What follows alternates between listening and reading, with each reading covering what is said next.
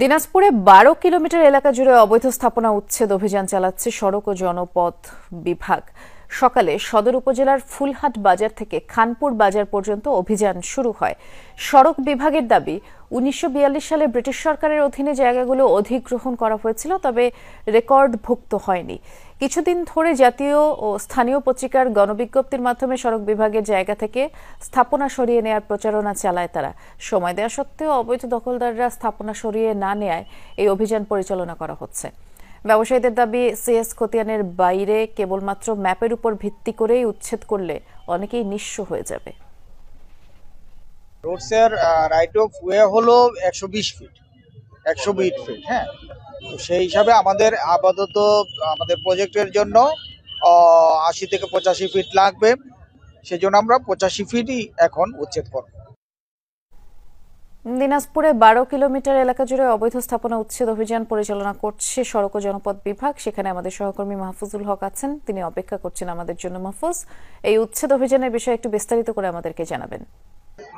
হ্যাঁ নুসরাত, গত 40 বছরে এই দিনাজপুরে সবচেয়ে নিচে আপনি দেখতে পাচ্ছেন হাজার হাজার উৎসুক জনতা এবং ব্যবসায়ী যারা ক্ষতিগ্রস্ত তাদের লোকজন। এই যে এখন বুলডোজার আপনাকে একটু দেখাতে চাই, বুলডোজার দিয়ে ভাঙচুরে নিয়ে চলতেছে শুরু হয়েছে।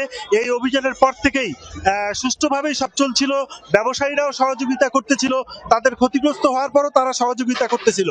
কিন্তু একজন ব্যবসায়ীর ফ্যাক্টরি না ভাঙার কারণে, সীমানা প্রাচীর না ভাঙার কারণে, তার ফ্যাক্টরিটিকে দখলমুক্ত না করার প্রতিবাদে জনতা একটু বিক্ষুব্ধ হয়ে উঠে। শেষ পর্যন্ত কর্তৃপক্ষ সহজেন মানে সড়ক এন্ড জনপথ বিভাগ এই তার যে অবৈধ অংশটুকু ভেঙে নেওয়ার সিদ্ধান্ত নিলে পরিস্থিতি শান্ত হয়। এবং আমরা সেই বিজনেস হাউসটি সামনেই একটি 3 তলা ভবনের উপর থেকে দাঁড়িয়ে আপনাকে দেখাতে চাচ্ছি যে এই যে বুলডোজার চলতেছে, এইটাই তার অংশ, এইটাই তার অংশ। যে এই বুলডোজার চলতেছে এইটাই সেই অংশ। এই অংশটুকু ভাঙার শুরু করার কারণে সাধারণ মানুষ শান্ত হয়েছে এবং এখন পরিস্থিতি খুব শান্তিপূর্ণভাবেই উচ্ছেদ অভিযান চলছে। আর সেই ব্যবসায়ীও চাচ্ছেন যে ভালোভাবে এই অভিযানটি শেষ হোক, তারও সহযোগিতা করবেন বলে আমাদেরকে জানিয়েছেন। আর এই অভিযান আগামীকাল পর্যন্ত চলবে বলে আপনি জানাচ্ছিলেন। অভিযানের বিষয়ে মাহফুজকে ধন্যবাদ জানাচ্ছি।